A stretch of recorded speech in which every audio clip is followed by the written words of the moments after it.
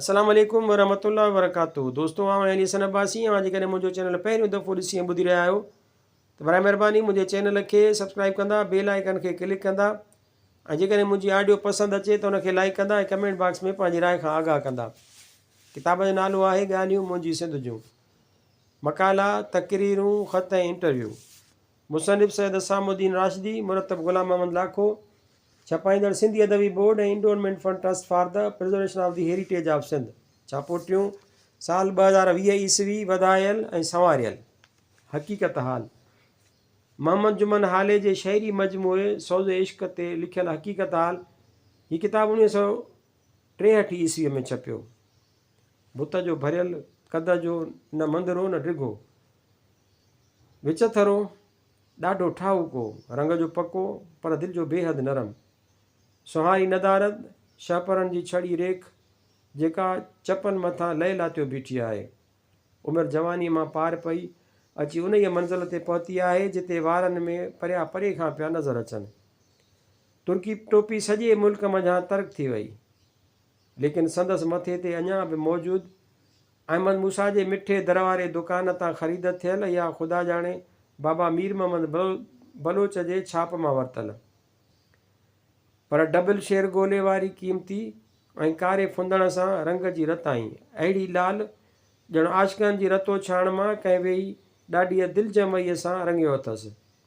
बुत ते साफ़ इस्त्री थियल पोशाक, पापलिन या टोयल जी सफ़ेद कालरदार कमीज़ जंहिं मथां हल्के रंग जो शार्ट कोट, शलवार जोड़ीदार चुणनि सां बिन ठाहूकी ऐं पेरनि में अंग्रेज़ी गरगाबी। परे खां लमंदो लुॾंदो ईअं पियो ईंदो ॼण हाणी प्यालो पियूं पुर थियो मैखाने मञा पियो अचे। मुंहं ते मुश्क ऐं मुर्क अहिड़ी मज़ेदार जो ॾिसंदे ई हियां ठरी पवंदो ऐं दिलि शायदि ई पई ॾींदी त दूल्ह मुड़ुस सां मुंहुं मेल पियो थिए। शादियुनि मुरादियुनि ते सहरनि ॻाईंदे मायूं चवंदियूं आहिनि, ॾंद अदल जा माणिक मोती पोइ अखिड़ियुनि जोड़ बनायो। सो संदसि ॾंद बि जे माणिक मोती न, तॾहिं बि सिप जहिड़ा सफ़ेद ऐं अहिड़ा हिक करा जो कंहिं महबूब जा हुजनि हा त हूंद उन्हनि जी वाखाण मां शाइर ढापनि ई कोन हा। जॾहिं टहक ॾेई खिलंदो त गोया बादलनि मंझां खिवण तजलो ॾेई वरितो।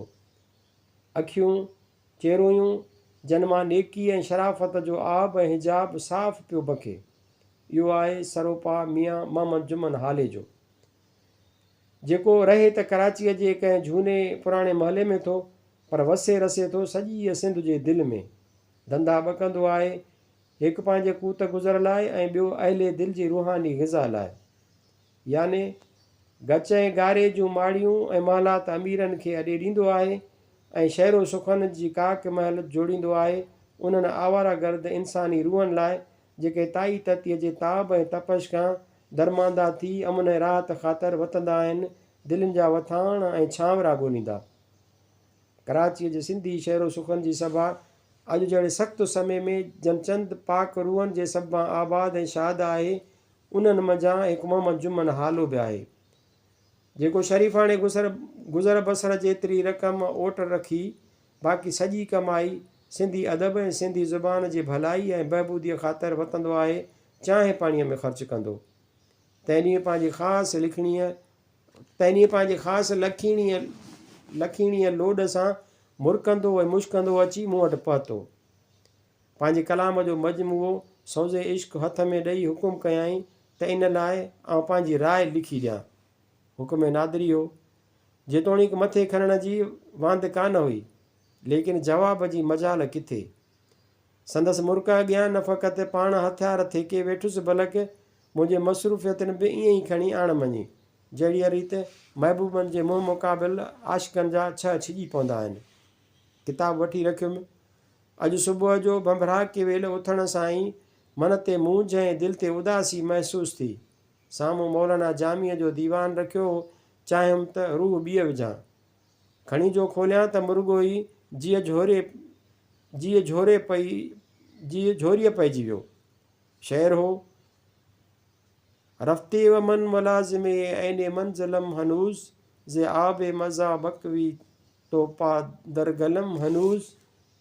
ॿियो शेरो, ए गुज़श्ता ए दिल ज़तेगे जफ़ाई तो अम दोनेम बामने दो दिले मबाश के मने यकदलम हनूज़। दिलनि जा मामला ऐं मसाइला और थियनि था। इहा दुनिया ई अलॻि आहे, जितां जी हली चली अलॻि त जितां जा रस्म ऐं रिवाज जुदा। सो दिलि खे जेका टेक मिली सा त घोरी, उल्टो मथां ॼण टकर टुटी पियो। जामी छॾे जुमन खैम, ख़्यालु हो त उन जो दीबाचो लिखी दोस्त जो अंगल बि पूरो करियां ऐं पंहिंजो रूह बि ॿीअ विझां। लेकिन वाह नाकामी, बरे कुजा के रसीदम आसमान पैदासत। उन में बि साॻी ॻाल्हि साम्हूं पई। असीं उदासी आहियूं जंहिंजा मोह उहो कीअं मटियूं यार। की न वञनि से दिलियूं ॿिए धुर जानब जेके झटियूं यार। जल्दी पनो उथलायमि वरी बि ॻाल्हि उहा ई। मोहबत मूंखे सेखारी यार, मोहबत खां तो मुंहुं आहे मोड़ियो। मोहबत मूंखे सेखारे यार, मोहबत खां तो आहे मुंहुं मोड़ियो। दिलबर दिलि खे धुतारे यार, दिलबर दिलि खे धुतारे यार, मोहबत खां तो मुंहुं आहे मोड़ियो। दिलि खे दिलासा यार ॾिना तो, गैर खां नाता मुंहिंजा छिना तो। हर हंधि आहे यार सना तो, भर में मूंखे बीहारे यार, मोहबत खां तो मुंहुं आहे मोड़ियो। ओखियूं अखियूं यार अड़ाए, सूलीअ ते मंसूर चढ़ाए। बाब बिरह जा पल में पढ़ाए, माण्हनि मां मुखी मारे यार, मोहबत खां तो मुंहुं आहे मोड़ियो। अॼु को सुबुह ई अहिड़ो न ॼाण संदसि पंहिंजे फितरत जो बि लड़ीअ राति खां वठी को अहवालु दगरगूं हो। वधीक वरकनि उथलाइण जी पचर खणी छॾियमि। सची ॻाल्हि हीअ आहे त अॻिते सत सारे कोन सघियुसि। उहा हक़ीक़त हाल ॿुधी अथमि त मुंहिंजो दोस्त मूंखे माज़ूर सम्झी माफ़ी ॾींदो। आज़रे दे दिल आज़रे दे कुंद अंजमनीरा। कराची 21 मई 1963 ईस्वी, हसामुद्दीन राशिदी। ज़ात ते नाहे ॾात। जनाब अमान अली अज़हर जो किताब मंगणहार तारीख़ जे आईने में शायदि 1975 ईस्वीअ में छपियो। राशिदी साहब ही 2 अखर महाग तौरु उन किताब लाइ लिखिया। मिस्र अमान अली अज़हर मुंहिंजो पाड़ेसिरी आहे। हिन वॾी महिनत ऐं जाखोड़ सां ही किताब तयारु कयो आहे ऐं हिन में साबित करण जी कोशिशि कई आहे त सिंध जी मंगणहार क़ौम समन जी हिकु शाख आहे। संदन उहो ख़्यालु आहे त इन सूरत में हिन क़ौम खे आबरू जे नज़र सां ॾिसणु घुरिजे ऐं न तहक़ीर जे नज़र सां। संदन महिनत ऐं मुख़्तलिफ़ किताबनि मां कढियल हवाला ऐं नतीजा बिल्कुलु अहम आहिनि। उमेदु आहे त पढ़ंदड़नि जी मालूमात जो सबबु बणिबा। सिंध जे सादातनि ऐं मंगणहारनि जो हमेशह पाण में समाजी तरह इश्तिराक रहियो आहे। शादी गमी में, मोती फ़ोती में, ॾुख सुख में, नेकी ऐं भलाईअ में मंगणहार हर हाल में सैदनि जा दुआगू रहिया आहिनि। उन कुर्ब ऐं वेझड़ाइप जे हूंदे केतिरनि हंधनि ते सिंध में सैदनि ऐं मंगणहारनि जूं मिटियूं माइटियूं आहिनि ऐं सैदनि जूं शादियूं थियल आहिनि। पाकिस्तान ठहण खां पोइ जॾहिं त हिंदुस्तान खां आयल कोरी, मोची, कासाई ऐं मीरासी हिते पाण खे सैद सॾाइनि था, त पोइ कहिड़ो एतिराज़ु आहे जो सिंध जा लंघा पाण खे असली ज़ात समाज जे नाले सां सॾाइनि। दर हक़ीक़त मंगणहार असांजे समाज जो अहम जुज़ आहे। ख़बर न आहे कहिड़े सबब खां उन क़बीले खे घटि निगाह सां ॾिठो थो वञे। सिंध में केतिरनि माना वारनि क़ौमुनि सां तालुक़ु रखंदड़ क़बीला पंहिंजे पेशे जी निस्बत सां अहिड़ी तरह मशहूरु थी विया आहिनि जो संदन असली क़ौमियत या ज़ात ग़ाइबु थी वई आहे। मसलन कोरी, कुंभर, ड्रखण, मोची, मोहाणा ऐं माछी जेके पेशे जे लिहाज़ सां मशहूरु आहिनि, हालांकि जेकॾहिं तहक़ीक़ कजे त उहे सभु क़बीला कंहिं न कंहिं ऊची ज़ात सां तालुक़ु रखनि था।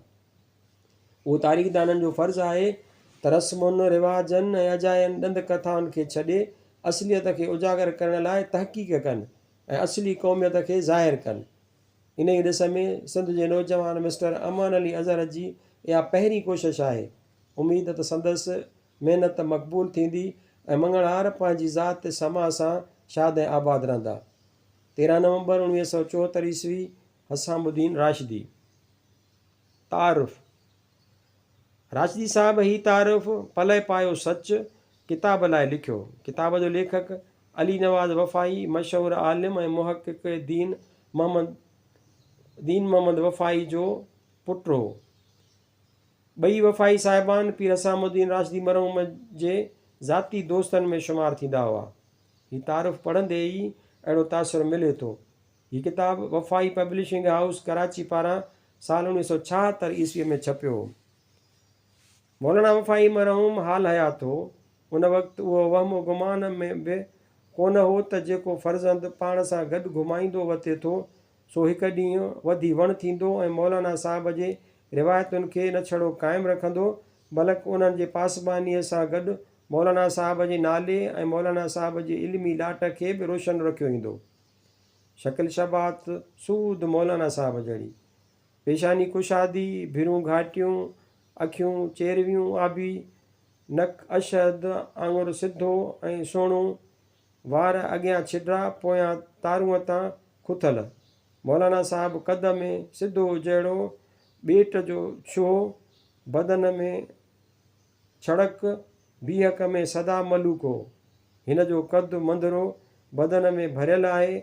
ॻाल्हाइण में साॻी मौलाना साहिब वारी धनक माण्हूअ खे ॿटनि गुफ़्तनि में फ़रेब थो करे विझंदो। सभ सां सलाम अलेकी, हर हंधि मौजूदु ऐं हर जाइ ते वणंदड़, मजलिस ॿुसी पई लॻंदी जे हीउ नौजवान न हूंदो। वेहंदो त मचड़ मचाए ऐं महफ़िल गरमाए छॾींदो। मौलाना साहिब जी सॼी सिंध में हर तबिके जे माण्हुनि सां उथी वेठी ॼाण सुञाण ऐं अचु वञ जो रस्तो हो ऐं राहो रस्म हूंदी हुई। हिन जी बि उहा ई रवश आहे। मुश्किल सां को माण्हू हूंदो जेको हिन खे न सुञाणंदो हूंदो या ही कंहिंखे न सुञाणंदो हुजे। मौलाना साहिब मरियात हिन पुट खे कॾहिं पाण खां जुदा न कंदो हो। असां उन वक़्तु साणसि पिया विढ़ंदा हुआसीं त नंढो पुटु हमेशह प्यारो थींदो आहे, तंहिं करे मौलाना साहिब उन ई प्यार में खेसि खारे ख़राबु कंदो। उहा ख़बर ई कान हुई त बाक़ाइदे तालीम न ॾियण जे बावजूदु हिन फ़र्ज़ंद खे उहे सभई वसफ़ूं सेखारे ऐं ॾेई वेंदो जेके हूंद सालनि जे किताबी तालीम मां हासिलु करे न सघे हा। अली नवाज़ वफ़ाई ज़हीन हो। पीउ जी हर अदा ऐं रवश खे दिलि में सांढींदो रहियो। नतीजो उहो निकितो जो अॼु पंहिंजे वालिद जो सही जाइ नशीन थी वियो आहे। सभ खां आला ऐं अफ़ज़ल ॻाल्हि इहा जो खेसि लिखण जी ॾात बि कुदरत तरफ़ां मिली वई। इहा ॾात किताबी इल्म ते आहे बि कान, जेकी कुझु चङनि जे सोबत ऐं उथीअ वेठीअ मां हासिलु थी सघे थो सो उठ किताबनि जे पढ़ण मां माण्हू पिराए कोन थो सघे। छड़ो किताबी इल्म ते तकियो रखणु ईअं आहे जीअं चारपाईअ बरो किताबी चंद। हाणे सम्झूं था त चङो थियो जो अली नवाज़ वफ़ाई स्कूल न वियो। स्कूली इल्म खे पुठीअ पाॾे उछलाए मौलाना साहिब खेसि उहा सभई ॾात ॾेई छॾी जेका वटसि हुई। फ़िकिर, सोच, चङनि जी सोबत, उथणु विहणु, जुरत सां ॻाल्हाइणु, ख़ुददारी ऐं ख़ुदीअ खे हथां न छॾणु। बुनियादी तरह कलंदर पेशगी जे अची वञे त राजा, जे न हुजे त पाण पलव आजा ऐं बार हल्को। आज़ाद अख़बार मरहूम ख़ान बहादुर अल्लाह बख़्श सूमरे जॾहिं पाण सिंध जो चीफ मिनिस्टर हो कढी हुई। मौलाना साहिब उन जो एडिटर हो। अली नवाज़ वफ़ाई लिखण जी मश्क बायां उन वक़्तु ऐं उतां कई। रोज़ानी अख़बार बंदि थी वई। अल्लाह बख़्श शहीद थी वियो। सिंध जी सियासत उबती सुबती थी वई। मौलाना साहिब बि ही जहान छॾियो। जॾहिं अली नवाज़ वफ़ाई शऊर खे पहुतो उन वक़्तु हिन हफ़्तेवार आज़ाद खे कढियो। पंहिंजी मुड़सियत ऐं हालतुनि जे साज़गार न हुजण जे बावजूदु अख़बार न फ़क़ति चालू थी वई बल्कि अहिड़नि बुनियादनि ते अची पहुती जो अॼु साल थी विया आहिनि बिला नागा हर हफ़्ते निकिरंदी रहे थी। अली नवाज़ वफ़ाईअ खे लिखण जो ख़ासि सलीक़ो ऐं ढंग आहे। संदसि लिखणीअ जो रंग निरालो आहे। ॿोली निज सिंधी, मिठी नरम अल्फाज़ ऐं चुस्त फ़िक्रा। पले पायो सच संदसि उन्हनि मुख़्तसिर मक़ालनि ऐं शुदरनि जो मजमूओ आहे जेके हिन आज़ाद में लिखिया आहिनि। मज़मून मुख़्तलिफ़ उनवाननि ते आहिनि। मुल्की, समाजी, तहज़ीबी ऐं क़ौमी मसइलनि ते तबसरो ऐं तनक़ीद थियल आहे। हिन मजमूए जी वॾी ख़ूबी हीअ आहे त अॼु खां अधु सदी पोइ जेको माण्हू पढ़ंदो तंहिंखे मालूम थी वेंदो त जंहिं दौर में असां रहूं था उहो कहिड़े क़िस्म जो हो। समाजी तहज़ीबी ऐं मुल्की मसइला ऐं मामला कहिड़ा दरपेश हुआ। गोया ही किताबु असां वारे दौर जी तारीख़ लिखंदड़ लाइ हिकु कमाइतो माख़ुज़ थी सघे थो। मूंखे ज़ाती तरह ख़ुशी आहे त अली नवाज़ वफ़ाई पंहिंजा मज़मून यकजा करे छॾिया ऐं यकीन आहे त माण्हू हिननि मज़मूननि खे निहायत दिलचस्पीअ सां पढ़ंदा। सच हीअ आहे त अली नवाज़ वफ़ाईअ खे लिखण बि अचे थो ऐं हिन दौर में कीअं रहिजे उन जो ढंग ऐं रंग बि खेसि अचे थो। हिन जी ज़िंदगी पंहिंजे नोयत जे लिहाज़ सां कामयाबु ज़िंदगी आहे। ख़ुदा खेसि नज़र बद खां बचाए, आमीन। कराची 15/8/1976 ईस्वी। असामुद्दीन राशिदी।